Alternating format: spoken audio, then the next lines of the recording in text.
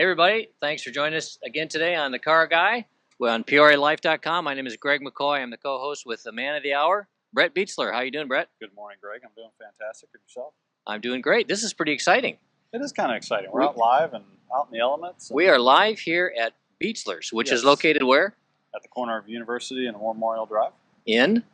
Peoria, Illinois. Peoria, Illinois. Great. So what are we doing here today? So what we're doing today is I'm going to take you through a little bit of a tour on our oil change procedure, which, a little bias on myself, I think is probably one of the better ones in town, mainly because we've got a fantastic inspection. I got a great crew of guys. We're getting better and better every day. We're not perfect, of course. I don't think anybody ever gets perfect, but we're always trying to get more and more excellent at what we do. So what I'm going to do today is I'm going to take you kind of through a little bit of a tour of what we do on the upper side of a vehicle, and then we're going to go down the basement. Kind of exciting because most people have never been down in the basement of an oil change operation. One thing we do here is occasionally I'll take customers, especially when they were kids, I'll take them on a tour, and the kids' eyes are about that big around and they don't see this kind of stuff, and all of us see it every day and it's not that big of a deal to us, but sometimes when you get outside your world, you start seeing what people are amazed by. So wow, I've had CAD engineers come in and go, wow, this is really cool. Do they say, wow, I wish I had this in my garage? No, they don't say, wow, I wish I had this in my garage, but they do. They are kind of amazed by what they see down below. So, well, before we actually look at the car, give us an overview, kind of a view of why you're different from the standard quick change oil place for $14.95 kind of thing. Right. You know, we've talked about the numbers before, but I'll reiterate that again. We are not the least expensive in town. However, I've done the numbers. I've researched the industry. I know what goes on out there. You know, our conventional oil change is $39.95. It's 5,000 miles, or you follow the oil life indicator, like this vehicle in this bay has an oil life indicator. They tell them when to change the oil. This guy will probably go 6,000 to 7,000 miles in between changes. The key is he's monitoring oil levels. I know this customer has been a customer for years. He's monitoring oil levels and making sure the oil doesn't go down too far. But where we're different is the other guys, you know, you might find some facilities that get them in the door for $19.95. But the key is you got to look at the out the door ticket price. I don't want to get people in the door just to have to sell them things to make up for my loss on the price of my oil change. So I did a little study, and we typically are $10 less than the industry in terms of the out the door price. So what that tells you is somebody might get them in for $19.95 and they go out the door for $10 more than $39.95 our price. So I don't have a vested interest. Our business does not have a vested interest in selling you things you don't need. You know, you take, for example, a fuel injection cleaning. Right off the bat, $119. So if somebody walks into an oil change place, gets sold a fuel injection cleaning, your ticket goes from $19.95 to $150. So, you know, nitrogen and tires. There's all kinds of things that there are things that are done to cars nowadays that don't need to be done. You know, the big thing is follow your owner's manual, see what it says to do. So the other place I think we're different is we do some things different on our inspections. You know, like when these guys bring the cars in, they measure oil level before we do the oil change. The reason for that is I want our customers to know if their car is using oil. That's super, super important. I can't tell you how many times these guys come back to me and they say, hey, there's no oil in the dipstick. You know, and it's been 5,000 miles since they changed the oil, but the average person doesn't check their oil anymore. Yeah. So that's one thing we do different. We give before and after tire pressures when we are doing the tire inflation procedure on this. Why? Because if this guy's got to have 35 pounds in his tires and one of the tires is at 14 pounds, the average oil change place is going to fill the tire up and go, okay, it's full now. But if this guy's going down to Florida to his other home and he's taking a trip, wouldn't you want to know that before you take the trip? And typically anything 10 pounds or more low, there's something causing it. There's a nail, there's a screw, there's what they call a bead leak where the tire meets the rim. There's a loss of air that can go on there. So I want my customers to know, we want our customers to know, hey, here's a report, here's what's wrong, here's what may not be wrong, and we'll let them make the decision, educated decision. I think you do a few other little things, like you mentioned earlier today to me, license plate stickers. Yeah. We started that about 6 or 8 months ago, and we started seeing cars often coming in here with expired sticker because, as you know, Illinois suspended the mailing of registration. They have since reenacted because I think Illinois got a lot of flack for not mailing these registrations. So what we did is we put a template in our system and we say if it needs a sticker, just drop the template in there. So these guys don't have to type, 14, 15, 16 words every time this happens. And it says license plate stickers expired. We let the customer know, and their eyes usually get that big around, and they go right over to the DMV and they get their sticker. Yeah. Or they do it online. We give them an option online to be able to just go right to the link, and then they can do their sticker. So every day a car comes in, still to this day, where we have expired stickers, or they're going to be expired this month. You can do that online? I didn't know that. Yeah, you can do that online. You can do it online. So what we're going to be doing here is Zeb's going to be rotating some tires. And he's going to be looking for a couple things when he rotates tires. Go ahead, Zeb, if you want to start rotating.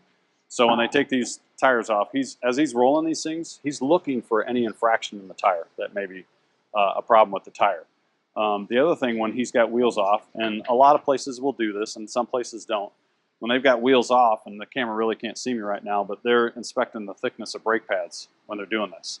So it gives you a good eyes off. You typically should have wheels taken off of a car anywhere between 8 to 10,000 miles, no matter what, because what can happen is there's some corrosion that builds up down in here, and it literally becomes seared upon the hub itself.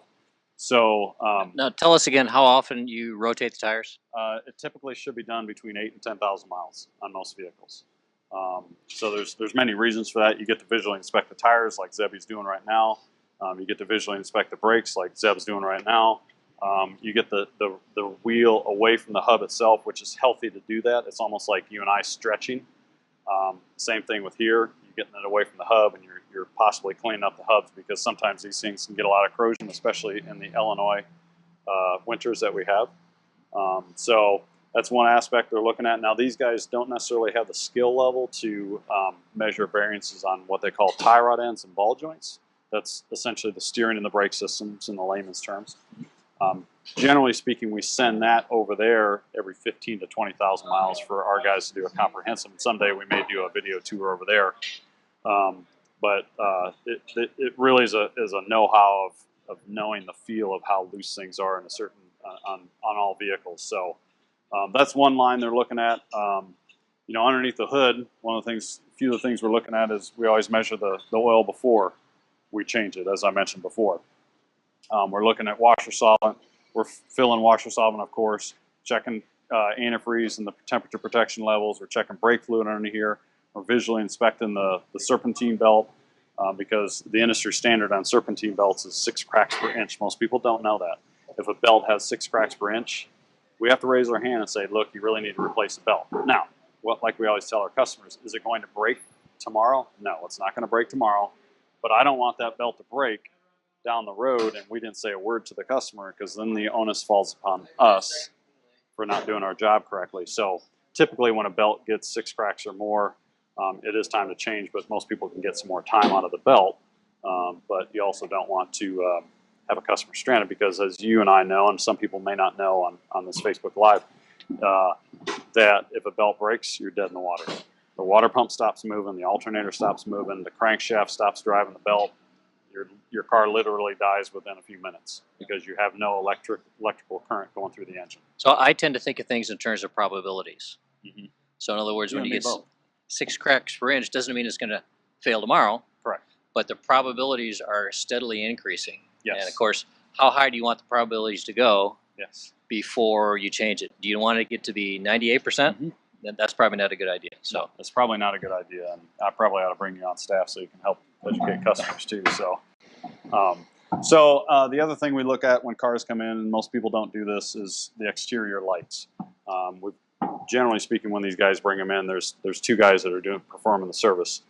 There's an upper bay tech and a lower bay tech. Typically, the lower bay tech or one of the other guys is coming over and inspecting all the lights, the brake lights, the license lights. As everybody know, a lot of people know, but there are 2 ticketable offenses in the rear. If you have one of the main brake lights burned out, or if both or all license plate lights are burned out, that can get you pulled over. Now, do officers go after that stuff on a vengeance? Not necessarily, but brake lights, I think, are really a safety issue more than anything. License plate lights, maybe not necessarily, but we're doing all the exterior lights. And the other thing we're testing is wiper operation, and to see how the wipers are. So now we're upstairs, and Zeb the tech is impacting the tires back on or the wheels back on. This only takes a minute or so. The other thing we do when we do rotations on tires, this is kind of cool. There's a story behind this. We inflate the spare tire. Want to know why? Okay, so here's why. My dad was going home one night, had a flat tire as he's going home down in Chillicothe, and got a flat tire and went out, got his carpet, got his little piece of rug out to change the spare, got the spare out, and clunk, spare went on the ground, flat as a pancake. So he's not only got a flat tire, he's got a flat spare. Next day we came in and changed our procedures and said, here's what's going to happen. Every car that gets rotated on either our service package 2 or our service package 3, the technician is going to go into the trunk, under the belly, whatever it takes, and they're going to inflate that spare. I can't tell you how many times we've found spare tires that are either flat or very deflated. What I don't want my customer doing is going down the road, they get a flat tire on a trip going to Wisconsin, and a professional shop like us didn't have the wherewithal to figure out if they had a flat tire or not on their spare. So, Greg, do you check your spare often? No. No, okay. So most people don't check their spares often. So as Zeb puts the wheels back on, we want to take a tour down to the basement. Everybody come on with us. All right, let's head down to the basement.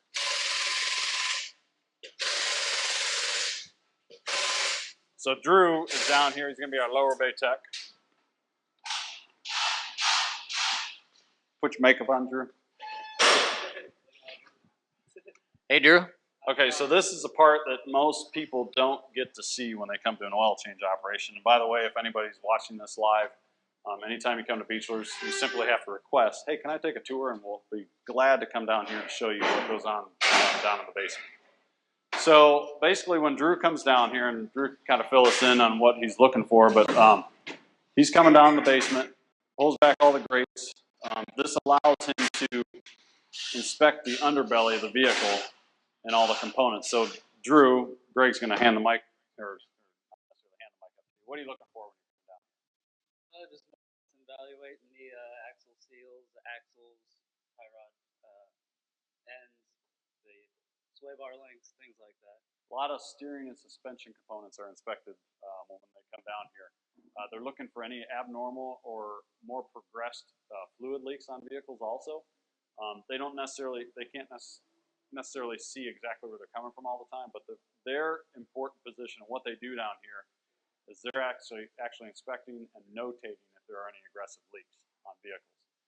Sometimes they can find them, sometimes they know where they're coming from, and sometimes they come from up high in the engine, and it's really difficult to tell.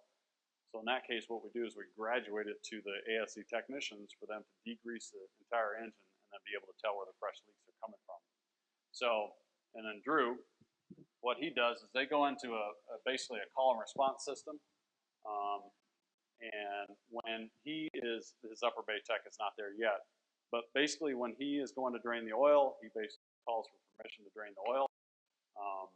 And then he goes on and drains the oil. And then next thing he does is he drains the oil filter.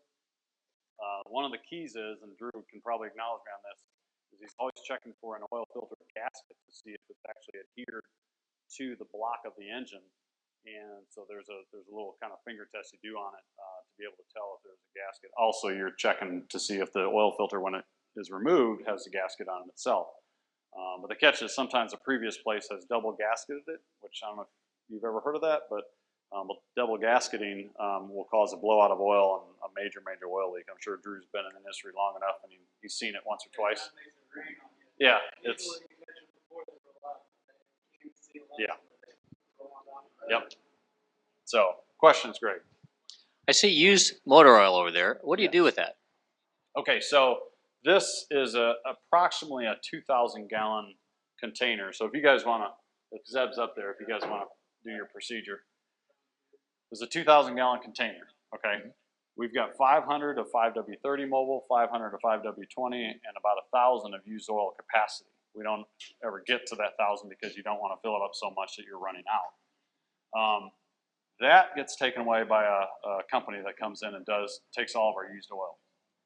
Essentially, you can see the piping up there, possibly in the camera, but essentially that piping goes to the outdoors to the back wall, and a truck, it's really simple, truck hooks up to it, he takes his hydraulic pump and removes the oil out of there. Pretty slick system. What we had to do before was actually pump the oil into a container, and it got to be a little bit cumbersome to do it in the other place. This is a whole lot easier. The guy had to run his hose into the other building, and it was a big long hose, went through the car wash and back into the storeroom. But now they literally hook it up like a NASCAR is hooking up to fill up the fuel on a vehicle. So, but all this oil is pumped in. The new oil is pumped in. It's double walled, just in case anybody's wondering, because there's no contamination between the old and the new oil. We didn't want that. This tank was actually specially made for us for this lower center. And believe it or not, this thing was put into the basement before these floors got laid into place, because these are all preformed floors. That tank can never come out. It won't fit out. We'll have to cut it up if it ever goes faulty, which I don't foresee it because of oil and the fact that it's painted, and it should never, in theory, rust because of the oil that's inside of it. So, but here you have it, the belly. You can kind of, I don't know if you can hear that. The oil is draining right now. I like your wrench rack, by the way. Yeah, the wrench rack's kind of cool. It allows these guys, one of the procedures they have is when that oil filter plug goes back in and they properly torque it and tighten it, the wrench gets hung back up. That's when I did this back in college. Yeah, it's a good point. So Drew's pointing something out. One of the things that they do is they're always making certain there's a gasket that meets the oil drain plug itself. And sometimes what happens, we've taken these things off and there's no gasket, and then we wonder why there's an oil leak. You have to have a gasket, otherwise you're going to have an oil leak, period. So, but the wrench deal, it's a procedural deal. We started that way back when I'm pretty older. But way back when I was in college, we started a deal where all tools, you do not hang them up until your procedure is completed, period. Because if a car drives away and there's a wrench sitting there on top of the oil drain thing, you're going, uh-oh, did I tighten this? Because we're humans. The bottom line is we're humans, and all of us are susceptible to making mistakes. So you're trying to fail-safe the process We're as trying much to as fail-safe can. the process. That's exactly right. So, we have redundancy when it comes to filling oil on vehicles. They call out when it's okay to fill oil once they put the plug in. They have redundancy when they fill the oil and they want to make sure there's oil in the crankcase. There's actually a second guy that comes over and does a visual check to go, yeah, the oil's full. Do other places do a lot of these things? I think they do. If they were wise, I think they do. But I don't think all the places around here do what we do. And I'm not bragging. I'm just explaining people how we're a little different than the next guy. Are we apt to make mistakes? Absolutely. To me, when places make mistakes, it's how well you handle them in that situation. So, because I know we've made them. So just out of curiosity, when you built this and designed this, did you design this room, or did you have an architect design it? We had an architect design it. We worked pretty closely with him because we had certain requirements that we wanted in this place. If you look at a lot of oil change facilities are 2 bays. Some of them are 3. Ideally, you'd really want 2 or 4. We didn't have the room for 4. That's all there's to it. This is the last bit of room we had on our property, so we needed 3. 2 is not going to be enough. I knew capacity would grow over time. So we had certain requirements that we wanted, and it's a little bit different. We've got in the other room, we've got a place the guys can go eat. We've got, there's a locker room back there. There's a utility room. There's a restroom. We just want to make it a little bit different for folks that are working here and folks that are hanging out also in the place to wait for the oil changes. Most oil changes 15 to 20 minutes. We got a super, super, super nice atmosphere inside that we really enjoy being in. It almost changes the whole. Most oil changes you go in, quick lube facilities you go into, and they're about a quarter of that size. They're not overly comfortable, and we wanted a kids waiting area.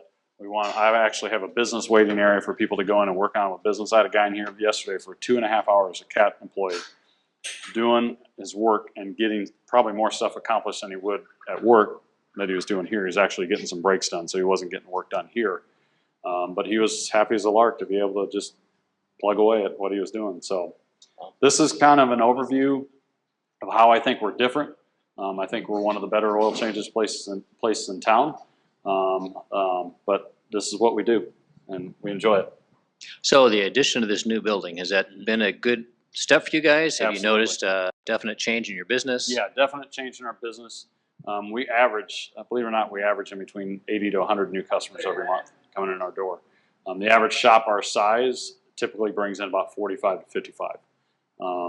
And we know there's attrition that goes on. We know there are people that move out of Peoria, that move on from CAT, that move on from other places. We get that. So it's kind of in our business plan that we recruit customers on an ongoing basis.